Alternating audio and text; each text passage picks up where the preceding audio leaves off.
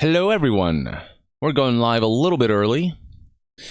PlayStation 5 hardware reveal. Now, there's the question of, are they going to show the box itself, or are they only going to talk about the system architecture? Are they only going to talk specs, or are they going to show the controller? Are they going to show the box? Are they going to show more than we think they're going to show? I get the sense that maybe it's just going to be about specs, but I'd love to see the box itself, like the design of it. I think that's going to generate some hype. Xbox has already shown their box.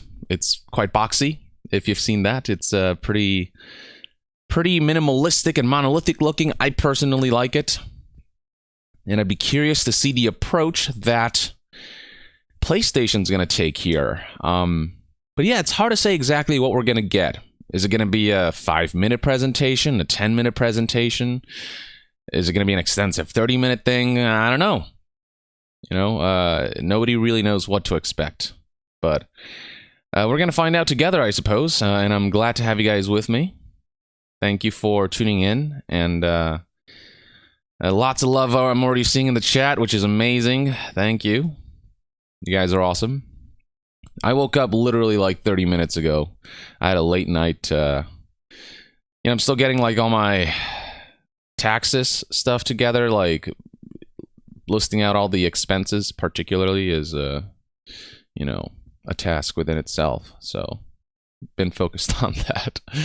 But, take a break from that and just let's see what happens with PS5. Let's see if I can maintain a perfectly calm and normal reaction, as I've always been doing, with that logo reveal especially. You guys know how cool as a cucumber I can be, so you can probably expect that 100% of the way. For those who don't know, by the way, there's still people who think that that the PS5 logo reaction skit that I did was like a real reaction, which it wasn't. But, it's kind of like Santa Claus. Let's just pretend it's the real deal because it's more fun that way. Toilet paper people are asking about. That one roll that I found in my in the second bathroom, it's holding out. And like 2 days ago, I found some Kleenex. And I kind of bought like 2 boxes of those just in case. So I've got alternatives. We'll see what happens. Maybe I'll go shopping within a couple days and see if they're back in stock. If kind of the panic has stopped a little bit, so I can actually buy some. But for now, just kind of have to deal with what I have. I also stocked up on just like 2 weeks worth of food so I can stay inside, and we'll see where that goes. Get a bit, it says a lot of people. Yeah, I should. This has been a hard learned lesson about the value of bidets, and I'm assuming like bidets are selling out, or at least the rate at which they've been selling has increased quite a bit. But yeah, I hope everyone else is doing all right. I hope you guys have been able to find some TP. Let's see. Did I miss some? Sanchicho says, I have toilet paper. Hit me up if you run out. Yeah, that's been really nice. A lot of people have been sending their concerns and saying, hey, if you need some TP, I got you. So that's been really flattering. I appreciate everyone who's been so nice that way. But I'll be good. I'll be fine. It's not the end of the world, as some people are making it out to be. So, and plus, I'm pretty frugal with my. Is frugal the right word? Is frugal what I think it means? Sometimes my English vocabulary. Yeah, like economical, frugal. Yeah, I'm pretty frugal with my TP. I use the folding technique and all that. I really don't consume a lot of TP. I just don't.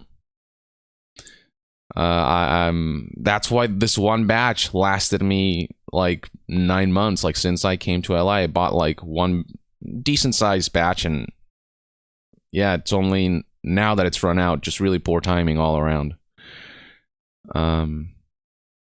Rancy, how are you faring with the current hysteria? I'm fine. You know, I'm like, it's something you should take seriously, but also, you know, don't panic. Just stay home, be smart, be hygienic, and you'll be fine. So, you know, and I can work from home, but I know other people aren't in the same fortunate position. So, you know, every person's dealing with it differently. So, let's see, we got 3 minutes left. Guillaume Caruso, hey Young, I'm stuck at home in France, so might as well have a good time watching the stream with all the chat. Yeah, that's another thing, you know, I know plenty of people are kind of holed up at home, so we should hang out for a bit, you know? Unite the world online somehow.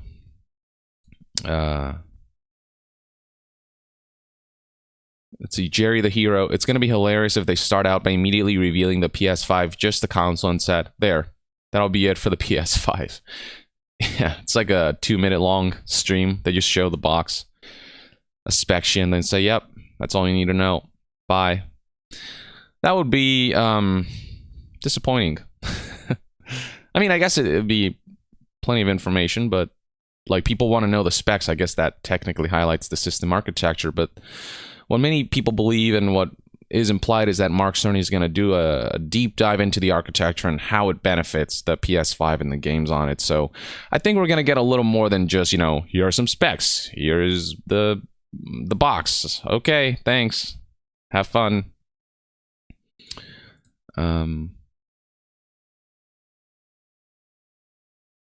Lucky Go 777 says, I'm at work and we had cases. I don't know. Oh man, that sucks, dude. I think you should. Yeah,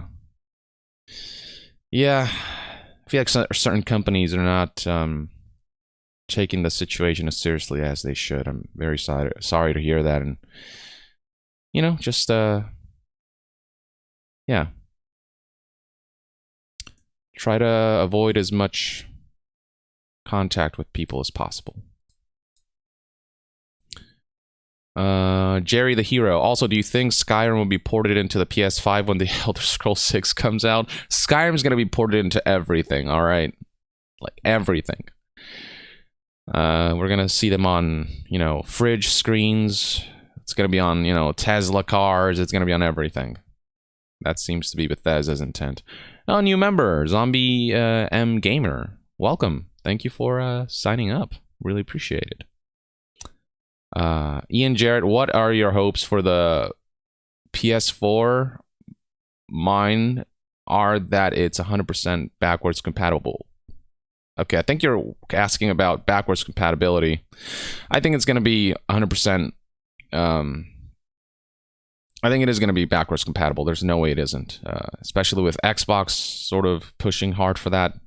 I'd be surprised if PS5 wasn't backwards compatible. So that's one of the things that I'm expecting to be implemented. And as far as, you know, PS3 games and before, it's probably going to be like how they've been doing it now, whether through PS Now or PlayStation Classics. I don't suspect, you know, you'll be able to use your old discs due to like hardware incompatibility, unless they find a way to like emulate, you know, inserted discs somehow. But yeah, but there's gonna, I think at the very least with PS4, I think everyone will be fine. Bays, Fallout 76 cheaper than toilet paper, coincidence? Huh. Suleiman Ahmad, first time sending my support like this. Love your content, Yong. Well, I'm glad to have you with me. Love that you guys enjoy my content. Oh boy! 2 minutes. 2 minutes. How's the volume? Let me know how the audio is like right now. Can you guys hear me? With the music blaring in the background as well. Meanwhile, let me go through some more comments. Ragnarok, thanks for always keeping me updated on gaming news, sir. Thank you for watching, for listening, for leaving feedback, for the compliments.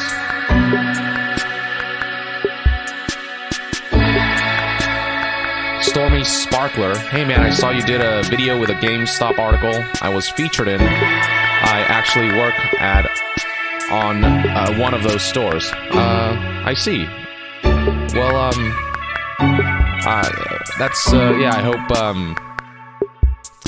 I hope you're having a better experience at GameStop than some of the people I've heard from. Let's see. Oh, new members. Sanchicha, welcome. Matt Tragor, welcome. 40 seconds. Yeah, thank you for signing up, or, you know, just supporting me on a monthly basis.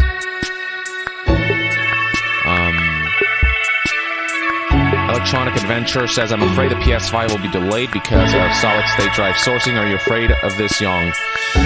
Yeah, with what's happening, hardware delays and manufacturing delays are a major possibility. So I'm going to be on the lookout for that, but hoping that it can be mitigated in the coming months.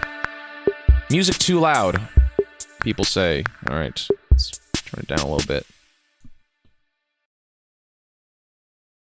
Hi. Unfortunately, we had to cancel the talk that we had planned for GDC. But we do have some super exciting news about PS5. And who better to bring that to you than the one and only Mark Cerny. Without further ado, over to you, Mark. Thank you, Jim. Who's the audience? There will be lots of chances later on this year to look at the PlayStation 5 games. Today, I want to talk a bit about our goals for the PlayStation 5 hardware and how they influenced the development of the console.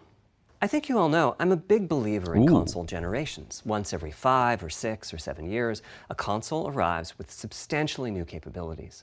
There's a lot of learning by the game developers, hopefully not too overwhelming, and soon there's games that could never have been created before. Now, it used to be that as a console designer, you'd somehow intuit what would be the best set of capabilities for the new console, and then build it in complete secrecy. For the PlayStation consoles, that period lasted through PlayStation 3, a powerful and groundbreaking console, but also one that caused quite a lot of heartache, as it was initially difficult to develop games for. So, starting with PlayStation 4, we've taken a different approach, roughly centered around 3 principles. The first of these is listening to the developers, which is to say that a lot of what we put into a console derives directly from the needs and aspirations of the game creators. We definitely do have some ideas of our own, but at the core of our philosophy for designing consoles is that game players are here for the fantastic games. I've missed Mark Cerny presentations. Game creators matter. Anything we can do to make life easier for the game creators or help them realize their dreams, we will do. So, about once every 2 years, I take a tour of the industry. I go to the various developers and publishers, sit down, and discuss how they're doing with the current consoles and what they'd like to see in future consoles. This requires weeks on the road, as reaching the bulk of the game creators involves talking to well over 100 people at something like 24 publishers and developers. This guy's almost too well-spoken. Good Lord. Incredibly valuable. By the way, the feature most requested by the developers, that was an SSD, which we were very happy to put in the hardware, but a lot of problem solving was required. I'll be doing a deep dive on the SSD and surrounding systems later on in this talk. It's also key to make a generational leap while keeping the console sufficiently familiar to game developers. I think about this in terms of balancing evolution and revolution. Now, with PlayStation 1, 2, and 3, the target was a revolution each time with a brand new feature set. That was great in many ways, but time for the developers to get up and running got longer with each console. In the past, I've called this time to triangle. Here's what I had for those 3 consoles. To be clear, I'm not talking about time to make a game. Developers will be ambitious, and it may take them 6 years or so to realize their vision. What I'm talking about is that dead time before graphics and other aspects of game development are up and running, and trying to minimize that. On the other hand, if we're trying to reduce that dead time to 0, that means the hardware architecture can't change at all. We're handcuffed. We need to judge for each feature what value it adds and whether it's worth the increase in developer time needed to support it. So with PlayStation 4, we were able to strike a pretty good balance between performance and familiarity. We got required learning back to PlayStation 1 levels. With PS5, the GPU was definitely the area we felt the most tension between adding new features and keeping a familiar programming model. Ultimately, I think we've ended up with something under a month of getting up to speed. Just the logo. That feels like we're striking about the right balance. I'll go into a bit more detail later today about our philosophy with the GPU and the specific feature set that resulted from it. It's also very important for us, as the hardware team, to find new dreams, by which I mean something other than CPU performance, GPU performance, and the amount of RAM. The increase in graphics performance over the past 2 decades has been astonishing, but there are other areas in which we can innovate and provide significant value to the game creators, and through them, the players. That's why the SSD was very much on our list of directions to explore, regardless of what came out of the conversations with game developers and publishers. The biggest feature in this category is the custom engine for audio. That's today's final topic. The push for vastly improved audio, and in particular 3D audio, isn't something that came out of the developer meetings. It's much more the case that we had a dream of what might be possible 5 years from now, and then worked out a number of steps we could take to set us on that path. So here again are the 3 principles, the first being enabling the desires of developers to drive the hardware design. To me, the SSD really is the key to the next generation. It's a game changer. And it was the #1 ask from developers for PlayStation 5. As in, we know it's probably impossible, but can you put an SSD in it? That was a discussion we were also having internally. It was clear that the presence of a hard drive in every PlayStation 4 was having a positive impact. A lot of things that would simply have been impossible at Blu-ray disc speeds were now possible. At the same time, though, in 2015 and 2016, when we were having these conversations, developers were already banging up against the limits of the hard drive, and a lot of developer time was being spent designing around slow load speeds. I want to focus in on just one number here, which is how long it takes to load a gigabyte of data from a hard drive. The difficulty being that hard drives are neither particularly fast nor flexible.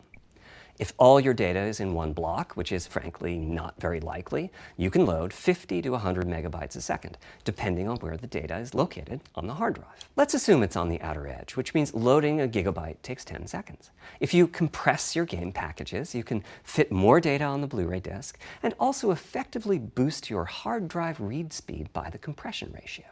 We support zlib decompression on PlayStation 4. Wow, it gets you something like 50% more data on the disk and 50% higher effective read speed. Very technical breakdown. Unfortunately, though, it's highly likely that your data is scattered around in various files on the hard drive, as well as sourced from multiple locations within those files. So lots of seeks are needed at 2 to 50-ish milliseconds each.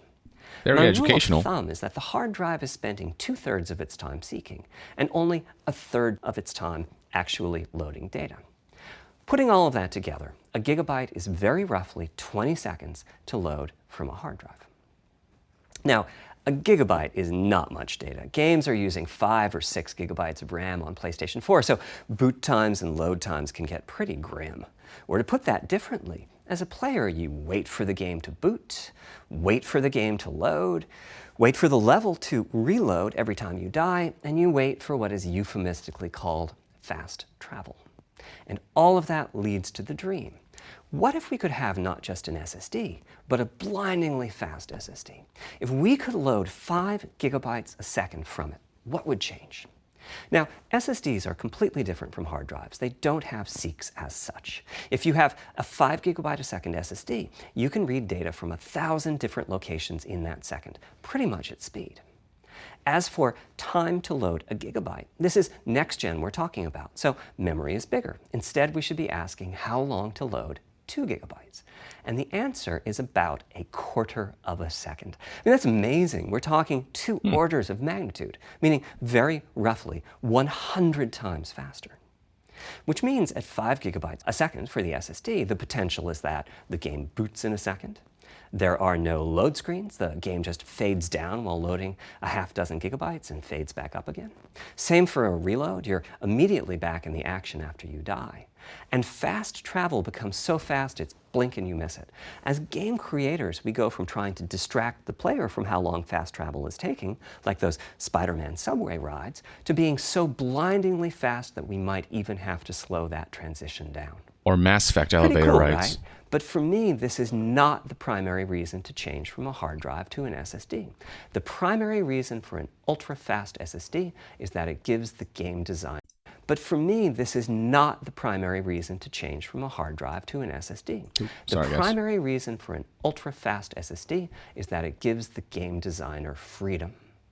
Or to put that differently, with a hard drive, the 20 seconds that it takes to load a gigabyte can sabotage the game that the developer is trying to create. I think almost all of us in the room have experienced this, maybe in different ways. Say we're making an adventure game, and we have two rich environments where we each want enough textures and models to fill memory. God of War does this. Which you can do as long as you have a long staircase or elevator ride or a windy corridor where you can ditch the old assets and then take 30 seconds or so to load the new assets. Having a 30-second elevator ride is a little extreme. More realistically, we'd probably chop the world into a number of smaller pieces and then do some calculations with sight lines and run speeds like we did for Haven City when we were making Jak 2. The game is 20 years old, but not much has changed since then. All those twisty passages are there for a reason. There's a whole subset of level design dedicated to this sort of work, but still, it's a giant distraction for a team that just wants to make their game. This is very much a GC talk. When I talked about the dream of an SSD, part of the reason for that 5 gigabyte a second target was to eliminate loads, but also part of the reason for that target was streaming. As in, what if the SSD is so fast that as the player is turning around, it's possible to load textures for everything behind the player in that split second? If you figure that it takes half a second to turn, that's 4 gigabytes of compressed data you can load. That sounds about right for next gen. Anyway, back to the hard drive. Another strategy for increasing effective read speed is to make big sequential chunks of data. For example, we might group all the data together for each city block. That removes most of the seeks, and the streaming gets faster. But there's a downside too, which is that frequently used data is included in many chunks and therefore is on the hard drive many, many times. Marvel's Spider-Man uses this strategy, and though it works very well for increasing the streaming speed, there's a massive duplication as a result. Some of the objects like mailboxes or news racks are on the hard drive 400 times. What I'm describing here are things that cramp a creative director's style. Either level design gets a little bit boring in places, or the data is duplicated so many times that it no longer fits on the Blu-ray disc. And you end up with hard limits on the player's run speed or driving speed. The player can't go faster than the load speed from the hard drive. And finally, I'm sure many of you have noticed that after a patch download, a PlayStation 4 will sometimes take a long time to install the patch. That's because when just part of a file has been changed, the new data can be downloaded pretty quickly. But before the game boots up, a brand new file has to be constructed that includes the changed portion. Otherwise, every change would add a seek or two. Even so, you can occasionally see this happening on game titles. They start to hitch once they get patched enough. With an SSD, though, no seeks, so no need to make brand new files with the changes incorporated into them, which means no installs as you know them today. There's yet one more benefit, which is that system memory can be used much more efficiently. A lot of people are saying TED Talk. Game data on a hard drive feels very distant and difficult to use. By the time you realize you need a piece of data, it's much too late to go out and load it. So system memory has to contain all of the data that could be used in the next 30 seconds or so of gameplay. That means a lot of the 8 gigabytes of system memory is idle. It's just waiting there to be potentially used. On PlayStation 5, though, the SSD is very close to being like more RAM. Typically, it's fast enough that when you realize you need a piece of data, you can just load it from the SSD and use it. There's no need to have lots of data parked in system memory waiting to potentially be used. A different way of saying that is that most of RAM is working on the game's behalf. This is one of the reasons that 16 gigabytes of GDDR6 feels right for PlayStation 5. The presence of the SSD reduces the need for a massive intergenerational increase in size. So back to the dream of the SSD. Here's the set of targets. It's pretty interesting info. Second, no load screens. Design freedom, meaning no twisty passages or long corridors. More game on the disk and more game on the SSD. And finally, those patch installs go away. Though this is very much lecture-like, though, is that the SSD which I don't know how many people it'll appeal to. There's a lot of places where bottlenecks can occur in between the SSD and the game code that uses the data. You can see this on PlayStation 4. If I use an SSD with 10 times the speed of a standard hard drive, I probably see only double the loading speed, if that. For PlayStation 5, our goal was not just that the SSD itself be 100 times faster. It was that game loads and streaming would be 100 times faster. So every single potential bottleneck needed to be addressed. And there are a lot of them. Let's look at check-in and what happens when its overhead gets 100 times larger. Conceptually, check-in is a pretty simple process. Data is loaded into system memory from the hard drive or SSD. It's examined, a few values are tweaked to check it in, and then it's moved to its final location. At the SSD speeds we're talking about, that last part, moving the data, meaning copying it from one location to another, takes roughly an entire next-gen CPU core. And that's just the tip of the iceberg. If all the overheads get 100 times larger, that will cripple the frame rate as soon as the player moves, and that massive stream of data starts coming off the SSD. So to solve all of that, we built a lot of custom hardware, namely a custom flash controller and a number of custom units in our main chip. The flash controller in the SSD was designed for smooth and bottleneck-free operation, but also with games in mind. For example, there are 6 levels of priority when reading from the SSD. Priority is very important. You can imagine the player heading into some new location in the world and the game requesting a few gigabytes of textures. And while those textures are being loaded, an enemy is shot and has to speak a few dying words. Having multiple priority levels lets the audio for those dying words get loaded immediately.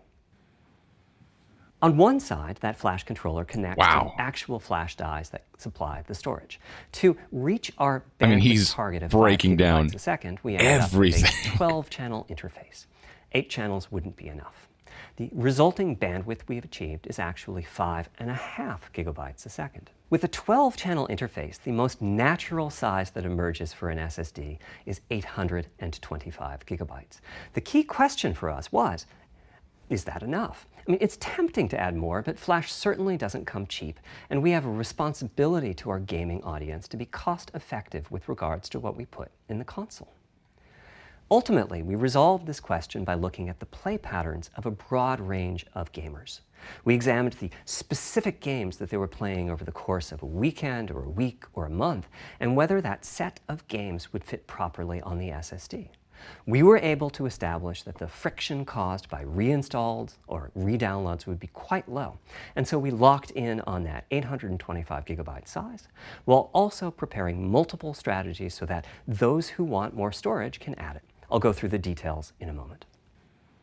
It seems very much developer intended. On the other side, it connects to our main custom chip via 4 lanes of Gen 4 PCIe.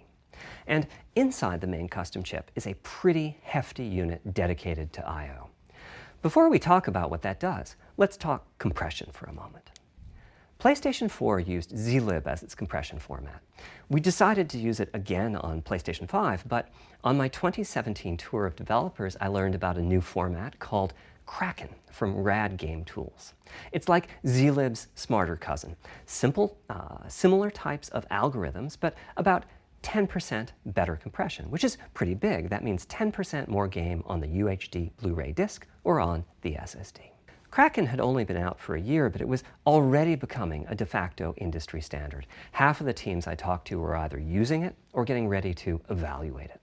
So we hustled and built a custom decompressor into the I/O unit, one capable of handling over 5 gigabytes of Kraken format input data a second. After decompression, that typically becomes 8 or 9 gigabytes, but the unit itself is capable of outputting as much as 22 gigabytes a second if the data happen to compress particularly well. By the way, in terms of performance, that custom decompressor equates to 9 of our Zen 2 cores. That's what it would take to decompress the Kraken stream with a conventional CPU. There's a lot more in the custom I/O unit, including a dedicated DMA controller. The game can direct exactly where it wants to send the data coming off of the SSD.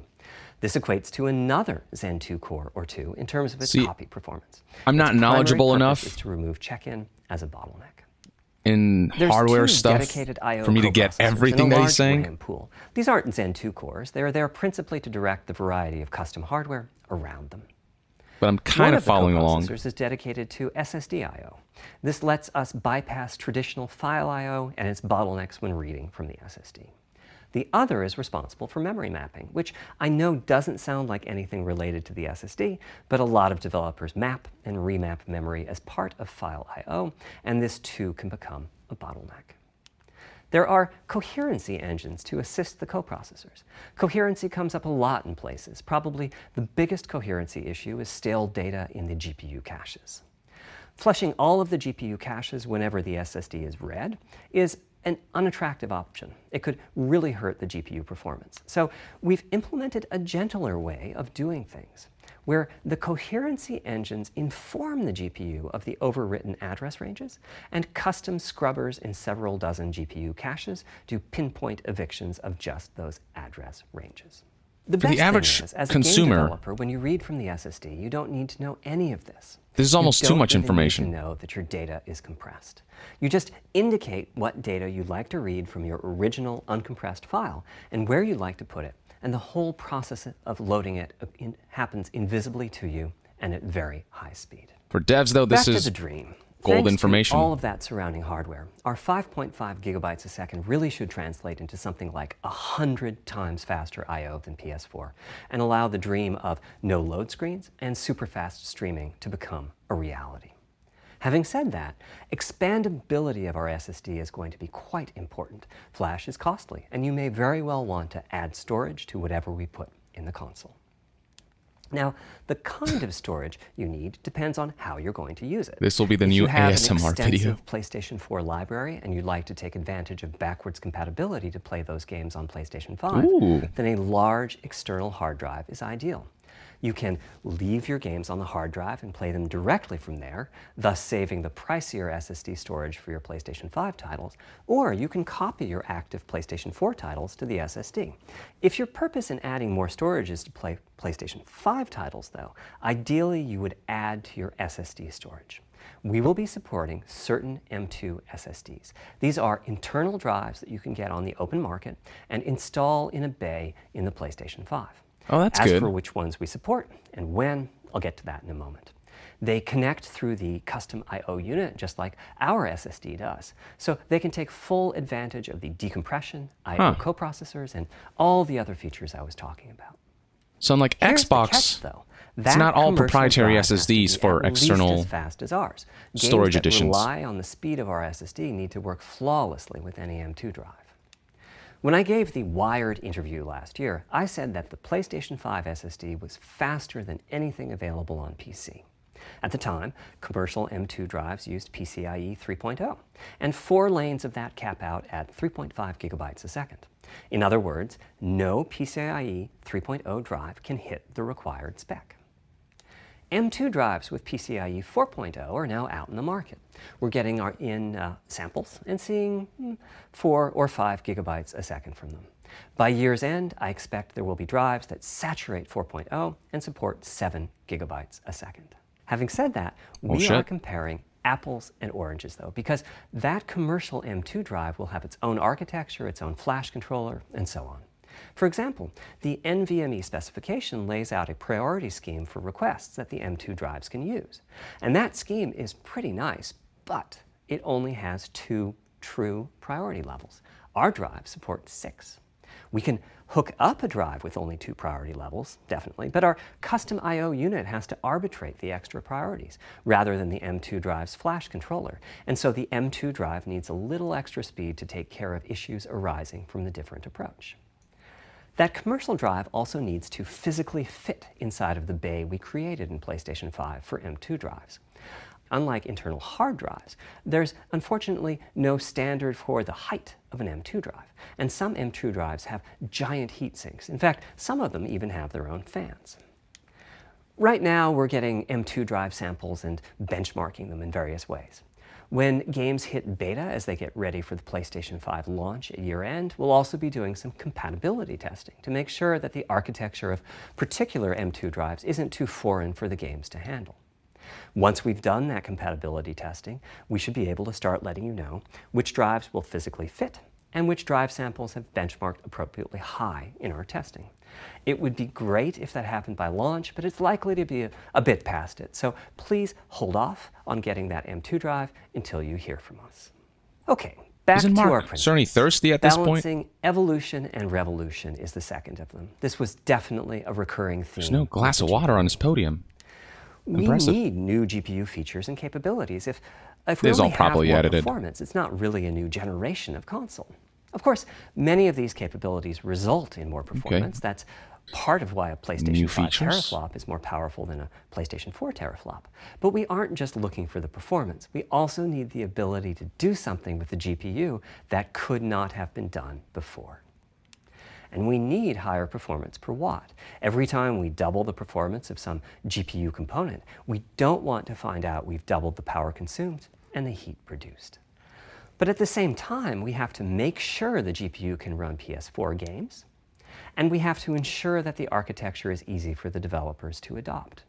Now, backwards compatibility was handled masterfully by AMD. They treated it as a key need throughout the design process. As our solution to adding new features without blindsiding developers, we made sure that if there were new significant features, it would be optional to use them. The GPU supports ray tracing, but you don't have to use ray tracing to make your game.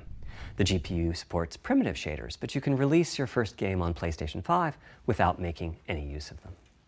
Before I get into the capabilities of the GPU, I'd like to make clear 2 points that can be quite confusing. First, we have a custom AMD GPU based on their RDNA 2 technology. What does that mean? Same as Xbox, AMD right? is continuously improving and revising their tech. For RDNA 2, their goals were, roughly speaking, but their own version reduce probably. power consumption by re-architecting the GPU to put data close to where it's needed, to optimize the GPU for performance, and to add a new, more advanced feature set. But that feature set is malleable, which is to say that we have our own needs for PlayStation, and that can factor into what the AMD roadmap becomes. So collaboration is born. If we bring concepts to AMD that are felt to be widely useful, then they can be adopted into RDNA 2 and used broadly, including in PC GPUs.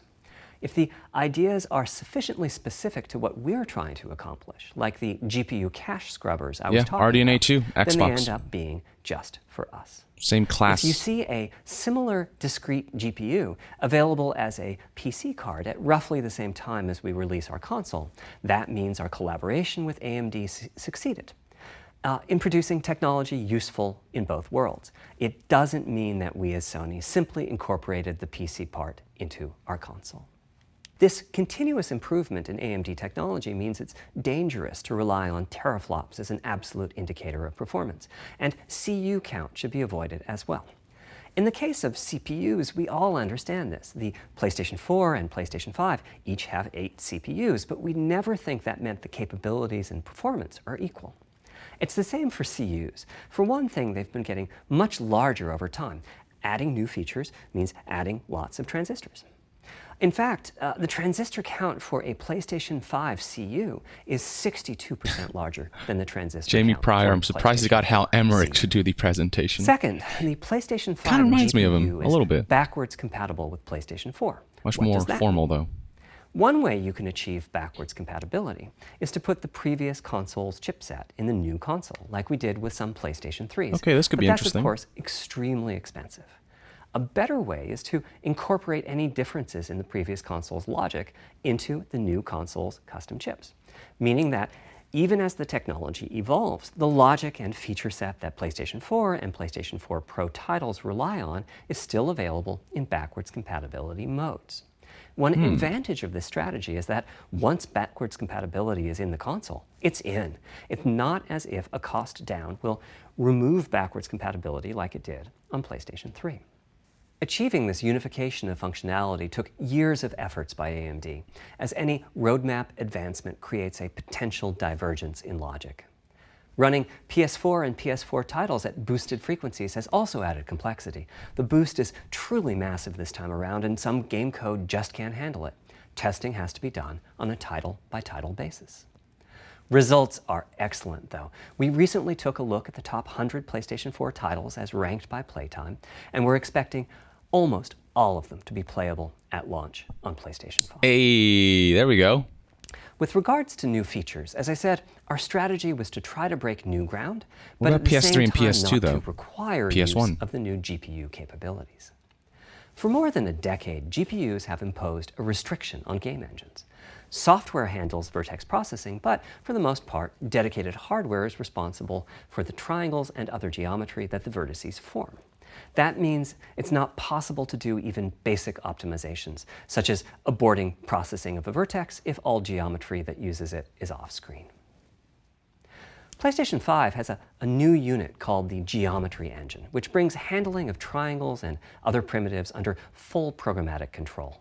As a game developer, you're free to ignore its existence and use the PlayStation 5 GPU as if it were no more capable than the PS4 GPU, or you can use this new intelligence in various ways. Simple usage could be performance optimization, such as removing backfaced or off-screen vertices and triangles. More complex usage involves something called primitive shaders, which allow the game to synthesize geometry on the fly as it's being rendered. It's a brand new capability. Using primitive shaders on PlayStation 5 will allow for a broad variety of techniques, including smoothly varying level of detail, addition of procedural detail to close-up objects, and improvements to particle effects and other visual special effects. Another major new feature of our custom RDNA I've never felt dumber in my life. GPU is ray tracing, using the same strategy as AMD's upcoming PC GPUs. The CUs contain a new specialized unit called the intersection engine, which can calculate the intersection of rays with boxes and triangles. To use the intersection engine, first you build what is called an acceleration structure. It's data in RAM that contains all of your There's so much There's information. a specific set of formats you can use. They're variations on the same BVH concept. Then, in your shader program, you use a new instruction that asks the intersection engine to check a ray against the BVH. While the intersection engine is processing the requested ray triangle or ray box intersections, the shaders are free to do other work. Having said that, the ray tracing instruction is pretty memory intensive, so it's a good mix with logic-heavy code. There's of course no need to use ray tracing. PS4 graphics engines will run just fine on PlayStation 5, but it presents an opportunity for those interested. I'm thinking it'll take less than 1 million rays a second to have a big impact on audio. That should be enough for audio occlusion and some reverb calculations. With a bit more of the GPU invested in ray tracing, it should be possible to do some very nice global illumination. Having said that, adding ray-traced shadows and reflections to a traditional graphics engine could easily take hundreds of millions of rays a second, and full ray tracing could take billions. How far can we go? I'm starting to get quite bullish. I've already seen a PlayStation 5 title that's successfully using ray tracing-based reflections in complex animated scenes with only modest costs. Maybe Another you set should of issues for tell the us about GPU that game. involved size and frequency. Maybe How show it. big do we make the GPU, and what frequency do we run it at? This is a balancing act. The chip has a cost, and there's a cost for whatever we use to supply that chip with power and to cool it. In general, I like running the GPU at higher frequency. Let me show you why. Here's 2 possible configurations for a GPU roughly of the level of the PlayStation 4 Pro. This is a thought experiment. Don't take these configurations too seriously. If you just calculate teraflops, you get the same number. But actually, the performance is noticeably different because teraflops is defined as the computational capability of the vector ALU. That's just one part of the GPU. There are a lot of other units. And those other units all run faster when the GPU frequency is higher. At 33% higher frequency, rasterization goes 33% faster. Processing the command buffer goes that much faster. The L2 and other caches have that much higher bandwidth, and so on. About much the more? only downside is that system memory is 33% further away in terms of My cycles. brain can take but of the this. large number of benefits see. more than counterbalance I don't know. that. As a friend of mine says, a rising tide lifts all boats. Also, it's easier to fully use 36 CUs in parallel than it is to fully use 48 CUs. When triangles are small, it's much harder to fill all those CUs with useful work. So there's a lot to be said for faster, assuming you can handle the resulting power and heat issues, which frankly, we haven't always done the best job at. Part of the reason for that is, historically, our process for setting CPU I feel like I should be vigorously taking notes right now like I'm in class. Guesswork with regards to how much electrical power games will consume and how much heat will be produced as a result inside of the console. Power consumption varies a lot from game to game. When I play God of War on my PS4 Pro, I know the power consumption is high just by the fan noise. But power isn't simply about engine quality. It's about the minutiae of what's being displayed and how. It's counterintuitive, but processing dense geometry typically consumes less power than processing simple geometry, which is, I suspect, why Horizon's map screen, with its low triangle count, makes my PS4 Pro heat up so much. Our process on previous consoles has been to try to guess what the maximum power consumption during the entire console lifetime might be, which is to say, the worst case scene in the worst case game, and prepare a cooling solution that we think will be quiet at that power level. If we get it right, fan noise is minimal. If we get it wrong, the console will be quite loud for the higher power games, and there's even a chance that it might overheat and shut down if we misestimate power too badly. PlayStation 5 is especially challenging because the CPU supports 256-bit native instructions that consume a lot of power. These are great here and there, but presumably only minimally used. Or are they? If we plan for major 256-bit instruction usage, we need to set the CPU clock substantially lower or noticeably increase the size of the power supply and fan. So, after much discussion, we decided to go with a very different direction on PlayStation 5. We built a GPU with 36 CUs. Mind you, RDNA 2 CUs are large. Each has 62% more transistors than the CUs we were using on PlayStation 4. So if we compare transistor counts, 36 RDNA 2 CUs equates to roughly 58 PlayStation 4 CUs. It is a fairly sizable GPU. Then we went with a variable frequency strategy for PlayStation 5, which is to say we continuously run the GPU and CPU in boost mode.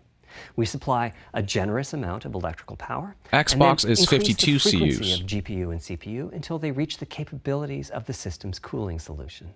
It's a completely different paradigm. Rather than running at constant frequency and letting power vary based on the workload, we run at essentially constant power and let the frequency vary based on the workload. But it's 58 We then PS4 tackle CUs. the engineering challenge of a cost-effective and I don't know how high-performance that cooling works, solution so designed for you guys that explain it to me. I specific don't know. power level. In some ways, it becomes a simpler problem because there are no more unknowns. There's no need to guess what power consumption the worst-case game might have. As for the details of the cooling solution, we're saving them for our teardown. I think you'll be quite happy with what the engineering team came up with. So, how fast can we run the GPU and CPU with this strategy? The simplest approach would be to look at the actual temperature of the silicon die and throttle the frequency on that basis. But that won't work. It fails to create a consistent PlayStation 5 experience. It wouldn't do to run a console slower simply because it was in a hot room. So rather than look at the actual temperature of the silicon die, we look at the activities that the GPU and CPU are performing and set the frequencies on that basis, which makes everything deterministic and repeatable. Math is the reject. Is it weird that I understand everything he's saying? AMD's smart Not at chip all. technology and send any unused power from the CPU to the GPU so it can squeeze out a few more pixels. That just means you're more familiar with Benefits this of topic. This strategy are quite large. Running a GPU at 2 gigahertz was looking like an unreachable target with the old fixed frequency strategy. With this new paradigm, we're able to run way over that. In fact, we have to cap the GPU frequency at 2.23 gigahertz so that we can guarantee that the on-chip logic operates properly. 36 CUs at 2.23 gigahertz is 10.3 teraflops, and we expect the GPU to spend most of its time at or close to that frequency and performance. Similarly, running the CPU at 3 gigahertz was causing headaches with the old strategy. But now we can run it as high as 3.5 gigahertz. In fact, it spends most of its time at that frequency. So that's 10.3 versus That Xbox's doesn't mean 12. all games will be running at 2.23 gigahertz and 3.5 gigahertz. When that worst-case game arrives, it will run at a lower clock speed, but not too much lower. To reduce power by 10%, it only takes a couple of percent reduction in frequency, so I'd expect any downclocking to be pretty minor.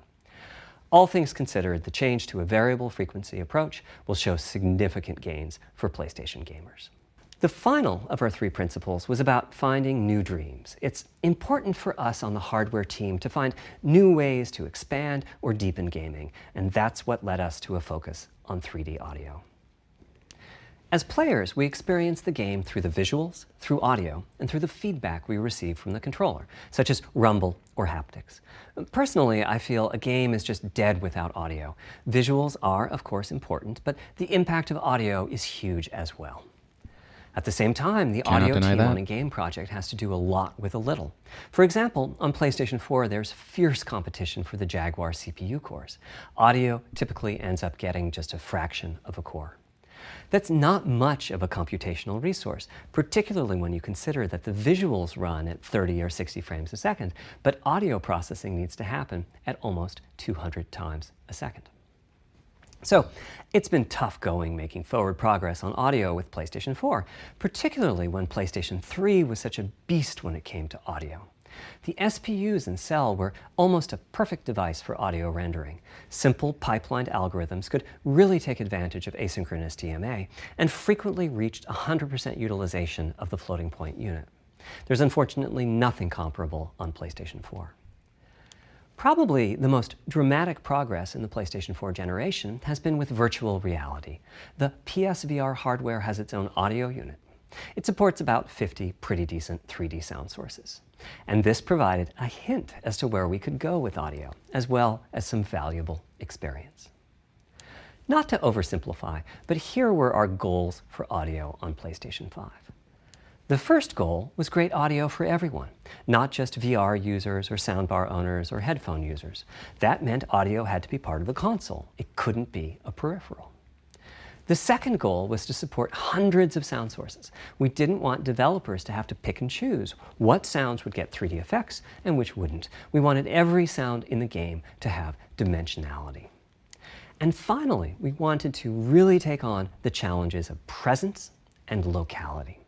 Now, when we say presence, we mean the feeling that you're actually there. You've entered the matrix. It's not, of course, something we thought we could perfectly achieve, but the idea was that if we stopped using just a rain sound and instead used lots of 3D audio sources for raindrops hitting the ground at all sorts of locations around you, then at some point your brain would take a leap and you'd begin to have this feeling of real presence inside the virtual world of the game. This has the capacity to affect your appreciation of the game, just like music in a game does. The concept of locality is simpler. It's just your sense of where the audio is coming from, to the right of you, behind you, above you. This can immerse you further in the game, and it can also directly enhance the gameplay.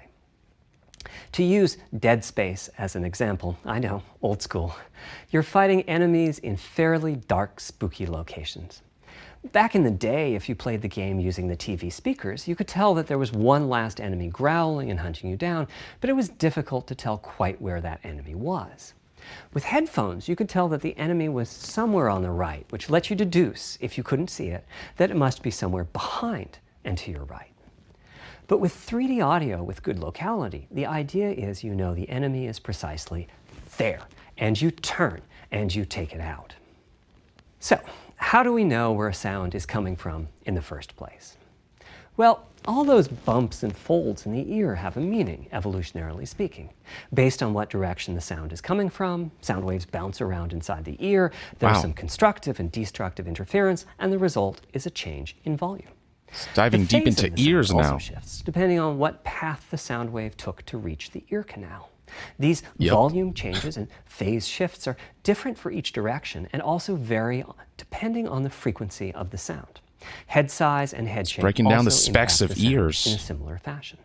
The way that the sound changes based on direction and frequency can be encoded in a table called the head-related transfer function, or HRTF. Here's part of one. Yeah, this is a GDC presentation. The horizontal axis is the direction, front, back, left, right, and the in color direct gives format. the degree of attenuation of the sound at that frequency. The HRTF is as unique to an individual as a fingerprint is. In fact, you're looking at mine right now. Here's how we measure an HRTF. We've taken hundreds of people through this process. We put a microphone in the subject's left and right ear canals, and then sit the subject down in the middle of an array of 22 speakers. We then play an audio sweep from each speaker as we rotate the subject. In the course of 10 or 20 minutes, we're able to sample the HRTF at over 1,000 locations. Using an HRTF when rendering audio creates unparalleled quality, but it's computationally expensive. The simplest way to use an HRTF is to process a sound source to make it appear as if it's coming from one of those 1,000 locations we sample. Unfortunately, the processing has to be done in frequency domain rather than time domain, so there's multiple fast Fourier transforms needed for every sound source for every audio tick. That's a lot of multiplies. This computational complexity was the determining factor for our strategy. It meant we had to bite the bullet and design and build a custom hardware unit for 3D audio.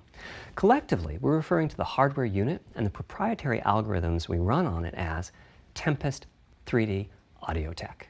The meaning of 3D audio and technology should be pretty obvious here.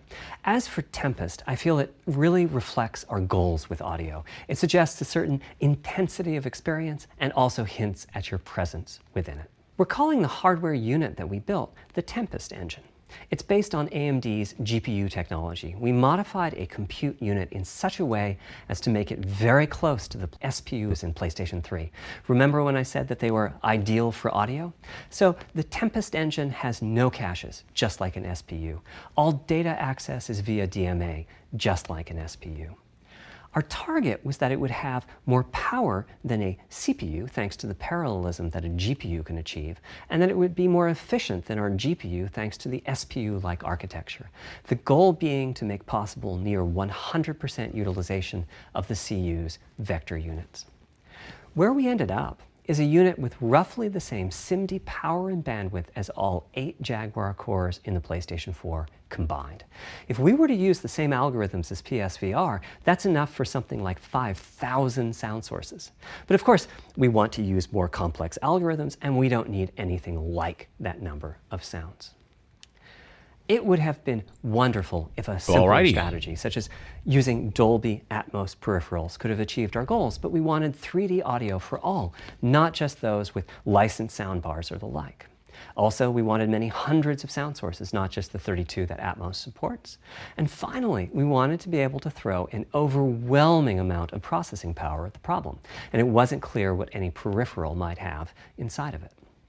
In fact, with the Tempest engine, we've even got enough power that we can allocate some to the games, to the extent that games want to make use of convolution reverb and other algorithms that are either computationally expensive or need high bandwidth. But the primary purpose of the Tempest engine remains 3D audio. Now, 3D audio is a major academic research topic. It's safe to say that no one in the world has all of the answers. And the set of algorithms that has to be invented, tuned, or implemented to realize our vision for 3D audio is immense. For example, use of HRTFs in games is quite complex. Before, I talked about making a sound source appear as if it's coming from one of those 1,000 HRTF sample locations. But for high-quality 3D game audio, we have to handle other possibilities. The sound source might not be at one of the 1,000 HRTF sample locations, so we have to blend the HRTF data from the closest locations that we have sampled. The sound source might be moving, which needs very special handling as that blend keeps changing, and that can cause phase artifacts in the resulting audio. Or the sound source might have a size to it, meaning it should feel as if it's coming from an area rather than a single point. There's also whole categories of approaches to be handled. 3D audio can be implemented using individual processing of 3D sound sources. But alternatively, ambisonics can be used for 3D audio. Ambisonics being somewhat like the spherical harmonics used in computer graphics. And finally, there's audio devices. The player might be using headphones or TV speakers or have a higher-end surround sound setup with 6 or more speakers, all of which need different approaches. That's a lot of variations. It's nice to have the computational resources of the Tempest engine, but it's clear that achieving our ultimate goals with 3D audio is going to be a multi-year, step-by-step process. Having said that, headphone audio implementation is largely complete at this time. It was a natural place for us to start. With headphones, we control exactly what each ear hears, and therefore the algorithmic development and implementation are more straightforward.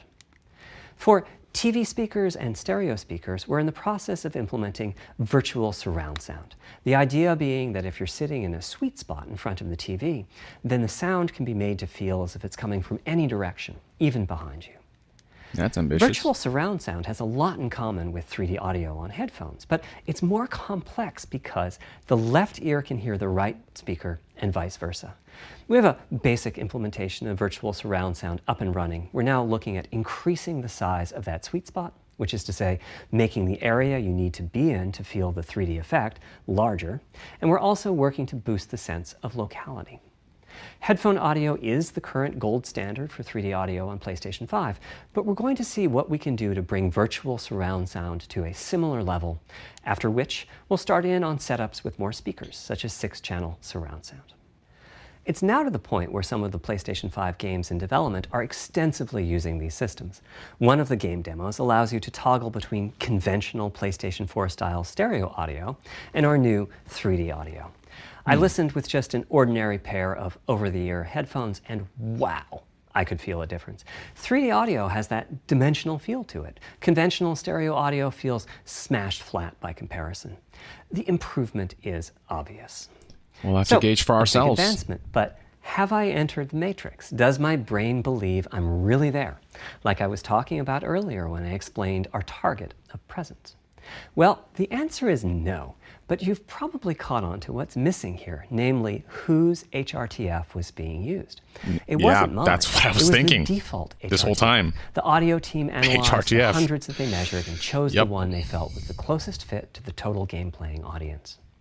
This shows a piece of the default HRTF on the left and my HRTF on the right. You can see that the general features are much the same, but the details are quite different.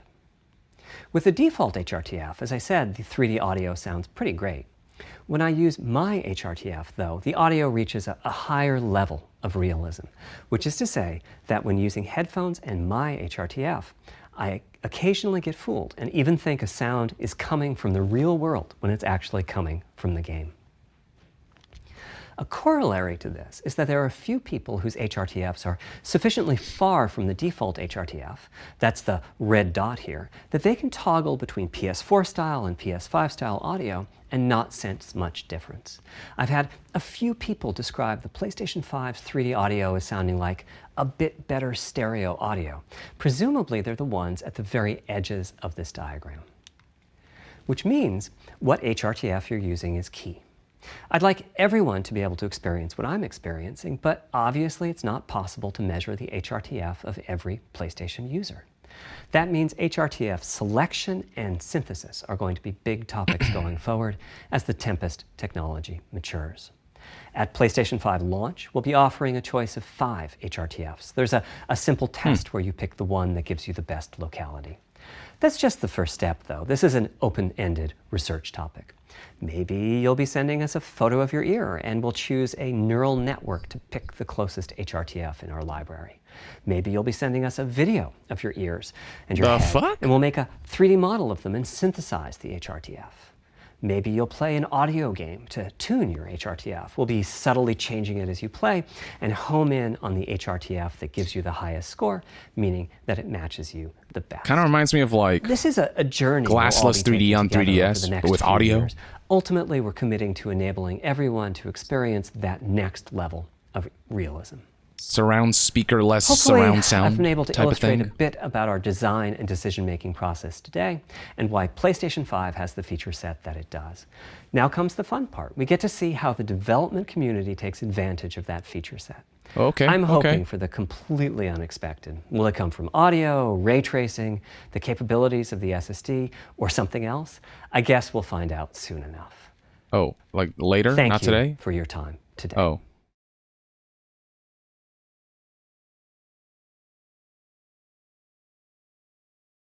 Huh.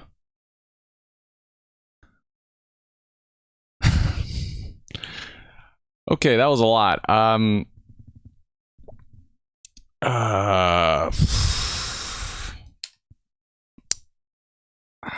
mean, okay. I want to see how people are feeling about. Hi. Yeah, the likes to dislikes ratio went down significantly. Here's an interesting comment from Brandon Sargent. YongYea, I work in this industry. Power per core is better than the PS4. With their cooling, better latency from the solid-state drive means the teraflop number isn't reliable as they can sustain max performance longer. So what he seems to be saying here is that, yeah, 10.3 teraflops is a lower number than 12 teraflops, but like those numbers don't necessarily represent like an accurate ratio of like this is how much more power Xbox has over, and other people can I guess attest to that if you so want. Just let me know if that's true, but I mean, Mark certainly did touch upon how, like, numerically speaking, teraflops can't just be measured in a sort of like, oh, well, 12 is greater than 10, henceforth, 12 wins.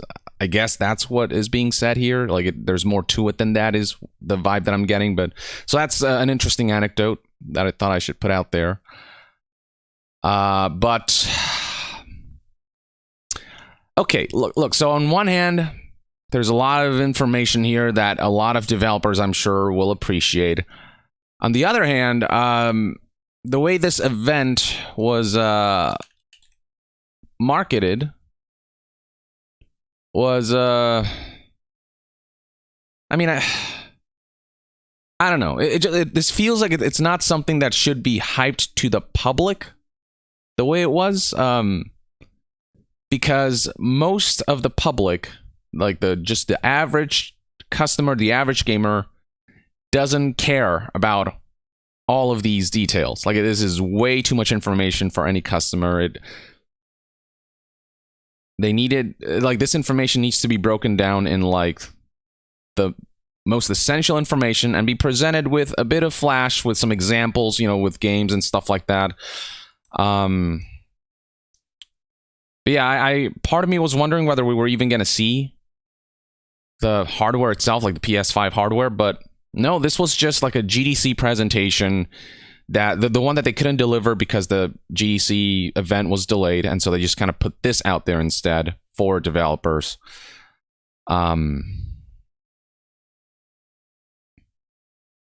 But I mean, it does say, like, in the tweet, watch the presentation to get a deep dive into PS5 system architecture, how it's designed to benefit developers and the games they create. So I guess, this was just that. It did provide a very deep dive into the system architecture and how developers can utilize its capabilities to create games. So, yeah, I don't know. Yeah, I didn't expect it to just be like a GDC presentation. I thought, yeah, I don't know. It's weird for them to make this such a big, like, to make a public event out of this, rather than, maybe send this video to developers and then have something a little simpler, something that's a little more simplified for the general public. That's, maybe like a 10-minute presentation rather than a 50-minute long lecture. But from what I saw in the chat, there are people who appreciated all the information being offered here. For my part, I didn't need all that information, as great as it is to hear all of that, and them being just completely open about the PS5 capabilities. I personally needed a much more compressed version of everything that was presented here. But I would suspect that this is only the beginning. This is the tip of the iceberg. Now that they've got the GDC style presentation for developers out of the way, they can now start to focus on, you know, the stuff that the general public wants to see. The box, the controller, and some of the marquee features, some gameplay footage, and some of the games that are coming out for PS5. Like, that's coming later. But yeah, this was a GDC, a Game Developers Conference presentation. And if this were to happen at GDC, people would totally be like, all right, yeah, that makes sense that they're presenting this at GDC. But I don't know. I think Sony should have maybe said, by the way, guys, or, you know, the PlayStation team should have said in their tweet, like, this is very much what our GDC presentation would have been. Then people would have, I think, tempered their expectations. But the fact that they talked about, you know, deep dive into the system architecture, I think had some people thinking, well, maybe we're going to see the console, you know, like, and we're going to get some cool reveals, but it's not that type of conference. So that's the disconnect, I think, and in terms of like what the expectation was for this. Like, I'm not, you know, like mad or angry or anything like that. You know, there was some interesting insight and information there that people will, I'm sure, break down and better summarize. But I think there's going to be some, like, even in the chat, I'm seeing a bit of that, like, what the hell is this? And the video title right here, it's The Road to PS5, rather than PS5 GDC presentation, or, you know what I mean? So that kind of had its own set of expectations from the general public, when this clearly wasn't a video necessarily intended for the general public, but rather for the most hardcore hardware enthusiasts and developers who, you know, I think will find this information very useful.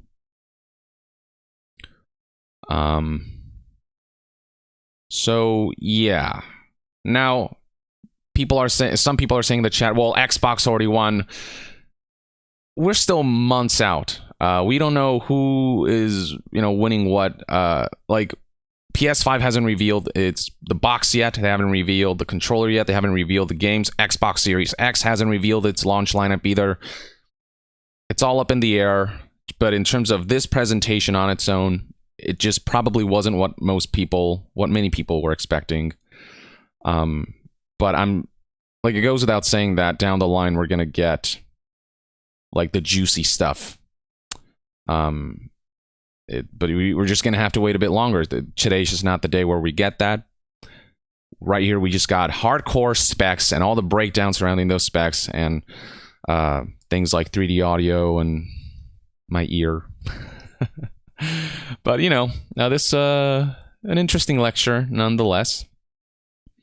But yeah, I would say, you know, in terms of pure teraflop numbers, 12 is higher than 10.3.